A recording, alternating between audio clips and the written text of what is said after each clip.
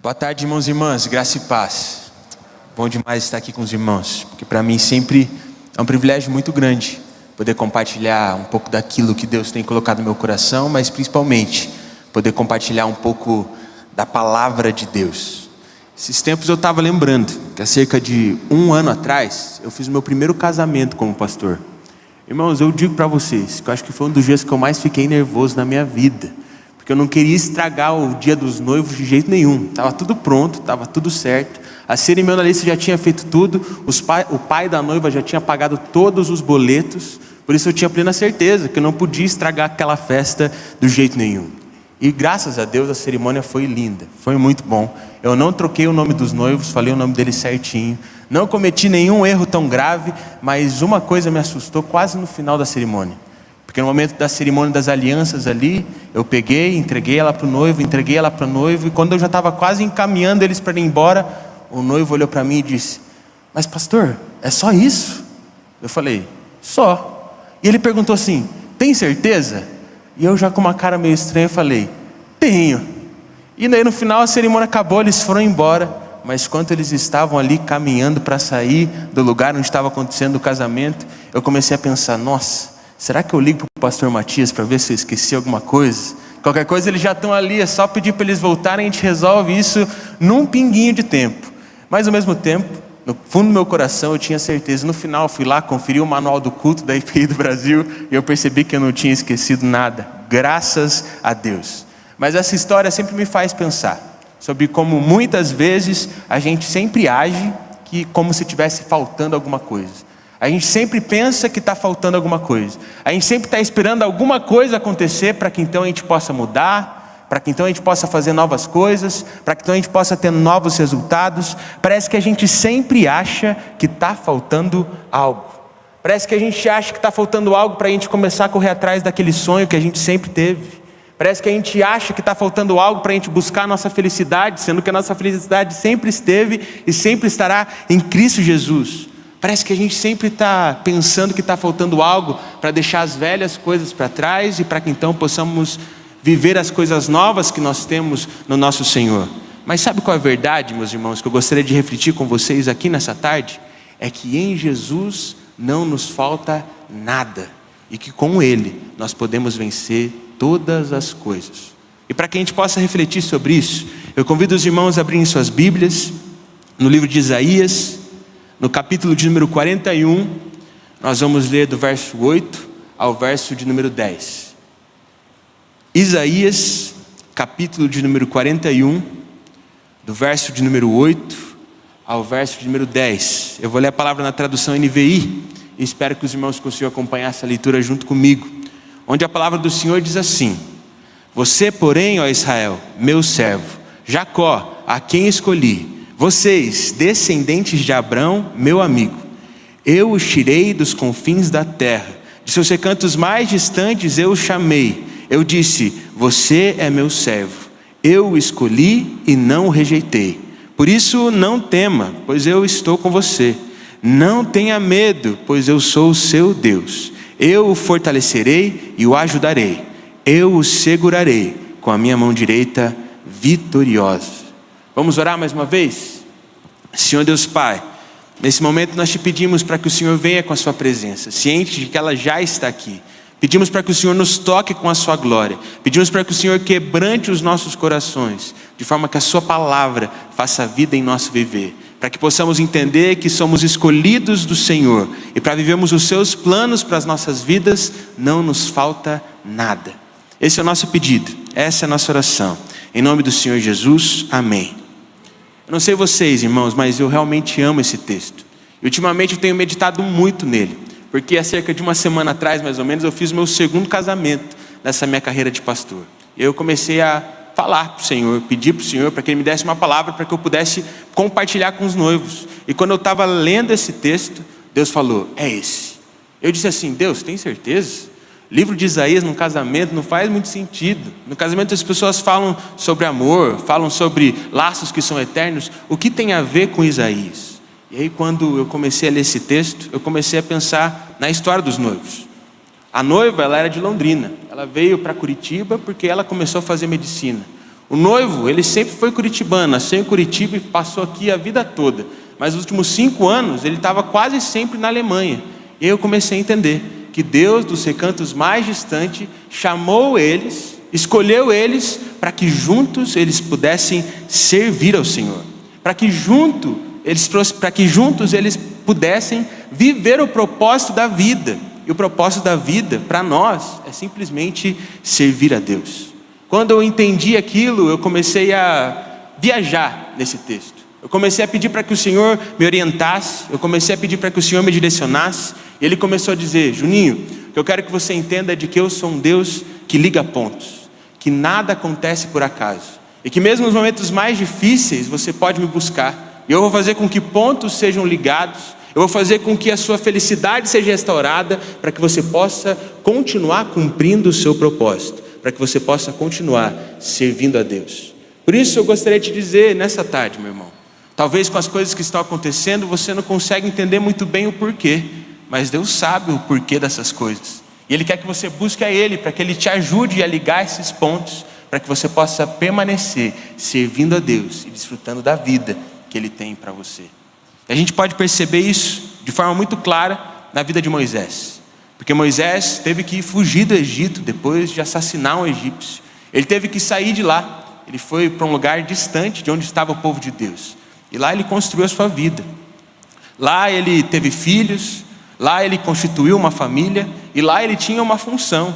E enquanto ele estava cumprindo essa função, exercendo ali a sua profissão de cuidar dos rebanhos, de cuidar das cabeças de gado que o seu sogro tinha, ele viu uma sarça ardendo, pegando fogo no meio do deserto. E aquilo chamou a atenção dele, porque por mais que aquela sarça estivesse pegando fogo, ela não se consumia. E por isso, como ele estava interessado, ele foi direto olhar o que estava acontecendo com aquela sarça. E quando ele chegou perto, ele percebeu que ele estava em um território santo. E aí Deus começou a falar com ele. Deus começou a falar que ele tinha escolhido Moisés para libertar o povo da escravidão no Egito. E Moisés começou a ouvir aquilo, e ele começou a ligar os pontos. Ele começou a pensar: nossa, mas eu estou distante, eu já construí a minha família do meu jeito, eu já construí as minhas coisas. O povo lá nem me conhece mais, o povo lá nem vai lembrar de mim. Por isso ele olhou para o Senhor e disse: Senhor, tá bom, mas será que sou eu mesmo?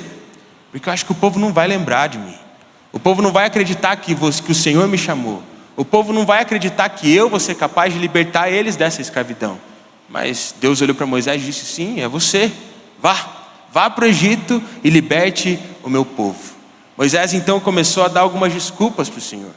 E a desculpa que ele deu para Deus foi a seguinte: Senhor, mas eu não consigo falar direito, eu fico gaguejando, não consigo me expressar muito bem, será que as pessoas vão me entender? Mas aí o Senhor olhou para Moisés e disse: não tem desculpa, Moisés, eu vou te tornar capaz. Tem um irmão seu, agora falei certo aí, Mari e Felipe, tem um irmão seu lá que se chama Arão, e ele fala bem, ele fala muito bem, ele se expressa bem diante do povo, ele sabe falar todas as coisas. Por isso vamos fazer o seguinte, Moisés, eu vou falar com você, você vai falar para Arão, e aí o povo todo vai ser impactado a partir daquilo que eu estou fazendo na sua vida.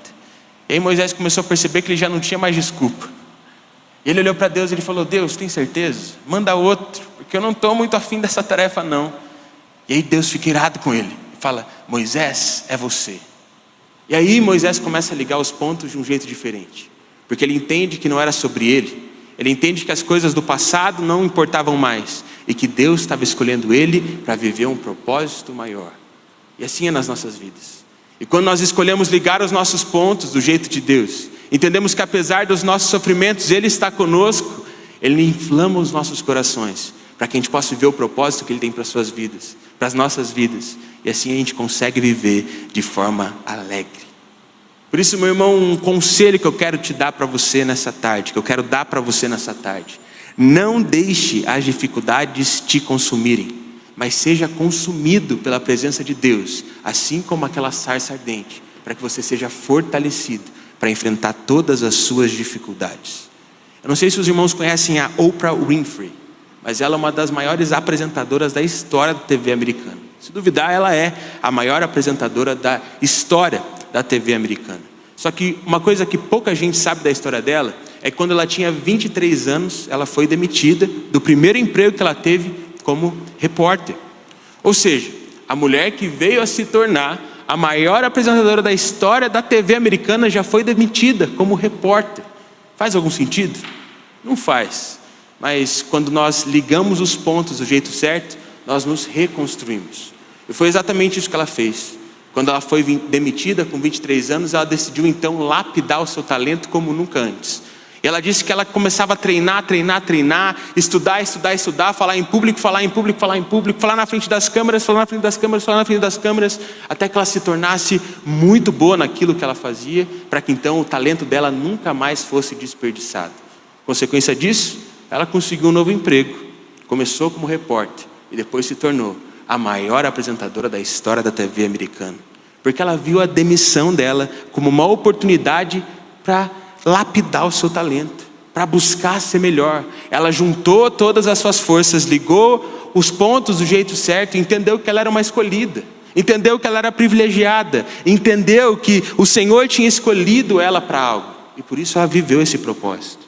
Por isso nessa tarde eu gostaria de te dizer, irmão, o Senhor te escolheu, você não é rejeitado, assim como diz o texto que nós lemos.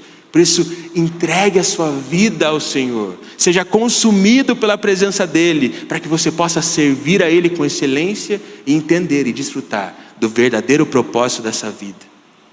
Quando você entende que o Senhor está do seu lado, você não precisa ter medo, você só se entrega para Ele, e todas as circunstâncias que não cooperam para o nosso bem são abaladas e simplesmente caem diante de nossos olhos, pois o Senhor Deus está do nosso lado. É justamente isso que está escrito no verso 10. Deus está dizendo para o povo que Ele escolheu eles, para que eles pudessem fazer algo diferente. Deus estava falando para eles que eles não eram rejeitados, mas que eles eram escolhidos. Mas logo depois Ele disse para que eles não pudessem ter medo, que eles não precisavam ter medo, porque Ele estaria com eles em todos os momentos. E sabe, irmãos, quando a gente está enfrentando dificuldade, quando a gente está passando um momento difícil, é muito normal a gente se entregar no medo, se entregar ao medo. É muito normal a gente se entregar no meio de dificuldades, as dúvidas que começam a surgir no nosso coração. Mas é só quando a gente se entrega a Deus para enfrentarmos as dificuldades, é que nós crescemos na vida, é que nós conseguimos evoluir, é que nos tornamos mais maduros. E assim é que a gente faz com que as coisas, as circunstâncias, não nos abalem, porque nós estamos construindo algo no Senhor, sem ter medo. Uma coisa que eu acho muito interessante na palestra que eu assisti da Oprah, é que ela começou a falar, que quando ela recebeu outro emprego, ela começou a se destacar como repórter. As pessoas olhavam para ela e falavam, você é a melhor repórter desse programa. Por isso ela foi para o melhor programa da emissora onde ela estava. E quando ela começou a se destacar nesse melhor programa, as pessoas começaram a olhar para ela de outro jeito. E elas começaram a falar que ela não deveria mais ser repórter, que ela deveria ser apresentadora. Mas sabe o que ela disse? Quando viram tanto potencial nela, ela teve medo. Porque a vida toda ela tinha sido repórter. E ser repórter era mais simples do que ser apresentadora. Porque o repórter fala apenas por alguns minutos. O apresentador tem que ficar horas na frente das câmeras e aparecendo na televisão para milhões de pessoas. O repórter só precisa se importar com uma reportagem. O apresentador precisa se preocupar com o programa todo. O repórter, ele só precisa trazer a notícia para as pessoas. Já o apresentador precisa trazer entretenimento. Ela falou que ela teve muito medo e que ela quase não aceitou aquele novo desafio. Mas ao mesmo tempo, ela decidiu encarar as dificuldades. Sabe por quê? Porque é só quando nós encaramos as adversidades e encaramos o medo que nós crescemos. Por isso talvez você tenha medo de se entregar ao Senhor. Talvez você está com medo de combater, de enfrentar dificuldades, e por isso você fica parado, sem fazer nada.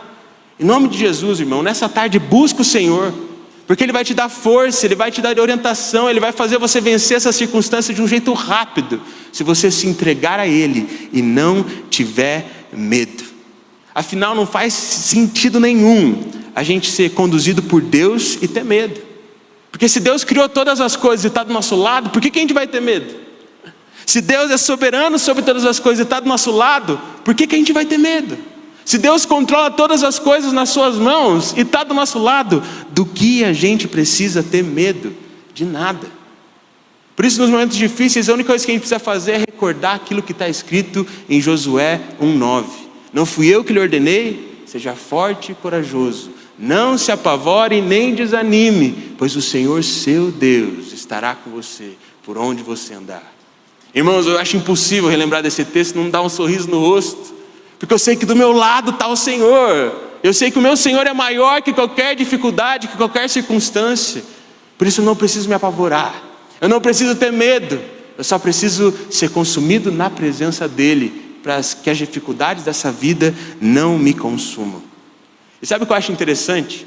Esse texto que nós acabamos de citar aqui, Josué 1:9, ele é referente a uma instrução que o Senhor deu a Josué logo antes dele atravessar o Rio Jordão. E eu amo muito essa passagem, porque primeiro, eu imagino o quanto o povo estava desconfiado de Josué. Josué estava substituindo Moisés, e agora o povo estava desconfiado e queria saber se realmente Deus ia usar Josué assim como ele usava Moisés. Eu imagino que naquele momento todo mundo devia olhar para Josué e pensar que ele estava com medo, porque ele ia ter que fazer um milagre ali. Se não fosse um milagre, as coisas não iam resolver. O povo de Israel era quase 3 milhões de pessoas naquele tempo. E ele tinha que atravessar um rio sem ter um barco, sem ter um meio de transporte para atravessar. Eu fico imaginando o povo olhando para Josué e falar: e agora, Josué? Você aceitou o cargo de líder, agora aguenta. Apesar de muitas pessoas acharem que ele estava com medo, ele não estava com medo. Ele decidiu ser forte e corajoso no Senhor. Não se apavorou, porque ele confiava que Deus estava do seu lado. Ele foi forte e corajoso e simplesmente ouviu a estratégia de Deus. E a estratégia de Deus não era nem um pouco racional. Tudo que eles precisavam fazer é, junto com os sacerdotes, colocarem o pé na água. E quando eles colocassem o pé na água, a água ia parar e o povo ia atravessar. E como Josué não tinha medo, ele simplesmente fez isso. E quando ele colocou o pé na água, as águas pararam e o povo foi rumo à terra prometida, porque assim é o nosso Deus. Quando Ele está do nosso lado, nós não precisamos ter medo. Por isso, você está com medo nessa tarde, diante de uma circunstância, diante de uma dificuldade, meu irmão, faz o que Josué fez. Põe o pé na água do lado do Senhor, que Ele vai fazer com que as águas parem e que você possa atravessar essa dificuldade rumo à terra prometida que Ele tem preparado para você. Por isso, não tenha medo, simplesmente obedeça a Deus, porque é Ele que nos sustenta e é Ele que sustenta todo o universo. É exatamente isso que está escrito no finalzinho do verso número 10. Eu o fortalecerei e o ajudarei, eu o segurarei com a minha mão direita vitoriosa. Irmãos, como que dá uma paz quando eu leio isso? Porque a mão vitoriosa de Deus é que está nos sustentando. Quando eu leio isso, eu consigo entender de que em Cristo as vitórias nos são garantidas, porque em Cristo não nos falta nada. Nós só precisamos buscar a Ele. As dificuldades não pararam ali no Rio Jordão para Josué. Ele teve muitas outras dificuldades. Depois que os povos inimigos perceberam que Deus estava com Josué, todo mundo ficou amedrontado. Todo mundo achou que o Deus dele era realmente poderoso e que agora estava todo mundo perdido. Só teve uma nação, um povo que ficou bem tranquilo. Esse povo era o povo de Jericó. Quando eles souberam que os israelitas estavam vindo, eles simplesmente se fecharam nas suas muralhas, porque as suas muralhas eram extremamente fortificadas. Eles confiavam demais naquilo que eles tinham construído com as suas mãos. Eu imagino que quando eles olharam lá de cima das muralhas, o povo de Israel vindo, eles falaram: ih, é pouquinha gente. O exército deles não é tão forte não. O que a gente construiu com a nossa mão vai segurar. E eu imagino como eles se tornaram mais soberbos ainda quando eles viram qual era a estratégia do povo de Deus. Porque a estratégia que o Senhor deu para Josué também não era nem um pouco convencional. Eles iam 7 dias rodear ali as muralhas, e no 7º dia eles iam soprar uma trombeta, dar um grito de vitória e as muralhas iam cair. Você já imaginou o general daqui do exército, o povo de Jericó, ouvindo essa estratégia? Eles falam: ih, até parece que eles vão destruir essa muralha com o toque da trombeta. Mas diante daquela dificuldade enorme que estava na frente deles, Josué e o povo de Israel simplesmente decidiram obedecer ao Senhor. E por 7 dias eles rodearam aquelas muralhas. E no 7º dia, quando eles sopraram aquela trombeta, no 7º dia, quando eles deram aquele brado de vitória, aquilo que tinha sido construído com as mãos humanas foram destruídas. Porque o Deus de Israel, o Deus de Jacó, o nosso Deus, é um Deus poderoso. E nada do que um homem pode construir pode resisti-lo. Nada nesse mundo pode resistir à ação de Deus. E como eles simplesmente obedeceram, as muralhas caíram e eles puderam vencer aquela dificuldade. Sabe qual é o nosso problema, meu irmão? Nosso problema é que muitas vezes a gente tenta construir as nossas muralhas, mas quando a gente constrói as nossas muralhas, na primeira coisinha que dá errado, elas caem. Mas quando nós estamos do lado do Senhor, por mais que muitas vezes a gente tenha que destruir muralhas que pareçam ser fortes demais, quando nós confiamos nele, obedecemos a ele, ele faz todas essas muralhas caírem, porque ele é um Deus soberano. Por isso, não construa sua muralha, seja simplesmente sustentado pela mão direita vitoriosa do Senhor, que ele dará vitória para você, seja qual for a situação, seja qual for a circunstância. E quando eu falo sobre isso, eu sempre lembro da história de Sadraque, Mesaque e Abednego, porque eu acho aquilo incrível, porque eles se mostraram ser muito vulneráveis a obedecer ao Senhor. O que a palavra nos diz lá no livro de Daniel é que Nabucodonosor ele tinha construído uma estátua dele mesmo de 27 metros de altura. Irmão, você já imaginou o tamanho da estátua de 27 metros? Ele deu mais uma ordenança. Em determinado momento do dia, uma trombeta iria soar, e quando essa trombeta soasse, todos tinham que se prostrar diante daquela estátua. Acontece que os judeus eles não se prostravam, principalmente esses 3 da história. E aí em um determinado momento, o rei ficou sabendo dessa história, que eles não estavam se prostrando, e por isso foi tirar satisfação com eles. Ele disse: ei pessoal, não sei se vocês entenderam, mas toda vez que tocar aquela trombeta, vocês vão ter que se prostrar diante da minha estátua. Quando eles ouviram aquilo, eles falaram: não, você pode até ser poderoso, Nabucodonosor, mas o nosso Deus é mais poderoso, e nós só nos prostraremos diante dele. Nós temos um Deus que vai nos ajudar, nós temos um Deus que é por nós, por isso tenha plena certeza de que a gente não vai se prostrar diante da sua estátua não, a gente só vai se prostrar diante do nosso Senhor.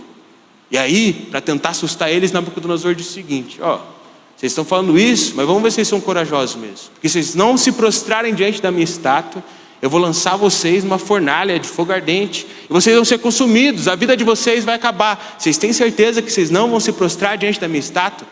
Temos. Foi o que o povo judeu falou, foi o que aqueles judeus falaram. Quando ele ouviu aquilo, Nabucodonosor pediu então para que eles fossem amarrados e para que eles fossem lançados na fornalha. E o que a palavra nos diz, meus irmãos, é que o fogo era tão quente, era tão consumidor, que os soldados que jogaram os 3 dentro daquela fornalha foram mortos. Imagina o calor daquela fornalha. Acontece que quando Nabucodonosor olhou para dentro daquela fornalha e percebeu que não tinham 3, mas que tinham 4 pessoas, e que uma dessas pessoas parecia ser como filho dos deuses. Irmãos, eu queria muito ver essa cena, não sei vocês, eu queria poder assistir aquilo. E mais do que isso, eles não estavam mais amarrados, eles estavam felizes, tranquilos, porque eles estavam ali com o Filho de Deus. Olhando aquela história, Nabucodonosor então falou: o Deus desse povo é realmente um Deus poderoso. O Deus desse povo realmente pode todas as coisas. E o que a gente pode perceber é que naquele momento Nabucodonosor reconheceu que o Deus de Israel era soberano sobre todas as coisas. Diante das dificuldades da vida, diante das muralhas que aparecem para nós, diante dos problemas que nós enfrentamos, sabe qual a coisa que nós precisamos fazer? Nos prostrarmos diante do nosso Deus, porque Ele é poderoso e Ele está com a gente, do nosso lado, mesmo em meio à fornalha. Não se prostre diante das dificuldades, meu irmão. Se prostre diante do Senhor, porque Ele vai estar junto com você na fornalha e fará com que você não seja consumido, mesmo estando no meio do fogo. Sabe por quê? Porque em Jesus e com Jesus não nos falta nada. Eu não sei qual é a dificuldade que você está enfrentando. Se é uma dificuldade financeira, uma dificuldade de saúde, uma dificuldade familiar. E talvez você está se sentindo no meio da fornalha agora, e o fogo está intenso e parece que você vai ser consumido. Mas diante disso, meu irmão, não se prostre diante dessas dificuldades. Se prostre diante do Senhor, porque mesmo em meio ao fogo, há um outro na fornalha. E Ele olha com você com olhos de amor. Ele está pronto para que você venha correndo até Ele e peça por ajuda. Ele quer te ajudar. Mas para que isso aconteça, você precisa parar de se prostrar diante das adversidades, para se prostrar diante de Deus. há um outro na fornalha. E Ele não vai deixar você ser consumido, se você se deixar ser consumido pela presença dEle, para que então você seja fortalecido para enfrentar toda e qualquer dificuldade. Por isso, nesse momento, eu te convido a fechar os seus olhos e baixar a sua cabeça, para que possamos orar ao Senhor. E o meu pedido é para que você possa simplesmente se colocar diante de Deus. Coloca para o Senhor qual é a sua muralha. Diz para Ele o que tem te incomodado, diz para Ele o que tem te atrapalhado, diz para Ele o que tem feito com que você se sente fraco. E saiba de uma coisa, Deus não vai deixar você se consumir. Decida ser consumido pela presença de Deus, para que esse mesmo Deus faça grandes coisas através de você. Por isso, agora que você está de olho fechado, eu queria só dizer aquele versículo mais uma vez. Josué 1:9. Não fui eu que lhe ordenei? Não se apavore e nem desanime. Seja forte e corajoso, pois o Senhor seu Deus estará com você por onde você andar. Ele está contigo. Há um outro na fornalha. Segura na mão dele, que o fogo não vai te consumir. Senhor Deus Pai, nesse momento nós te agradecemos, Senhor. Te agradecemos porque Tu és um Deus maravilhoso. Tu és um Deus que nos ama. Um Deus que está conosco em todo tempo. E por isso nós te agradecemos. Nós te agradecemos porque a estátua de Nabucodonosor parecia até ser grande, 27 metros. Mas ela nem se compara à sua grandeza. Senhor, nós te agradecemos porque a muralha de Jericó também era alta, mas ela não é mais alta, ela não é mais poderosa, ela não é mais forte do que o Senhor.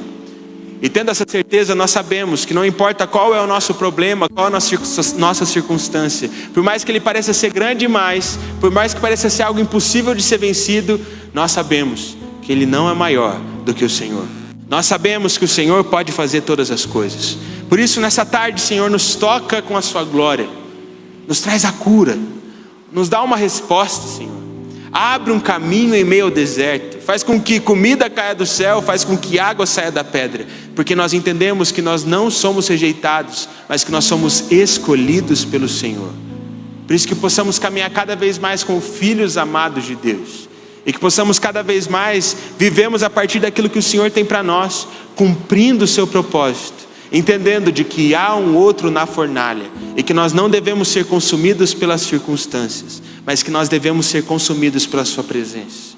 Por isso nos consome, Pai, para que fique em nosso viver apenas aquilo que te agrada, apenas aquilo que agrada ao seu coração, e para que possamos caminhar, mesmo em meio às dificuldades, tendo a certeza de que o Senhor estará conosco em todo o tempo. É isso que nós pedimos, em nome do Senhor Jesus. Amém.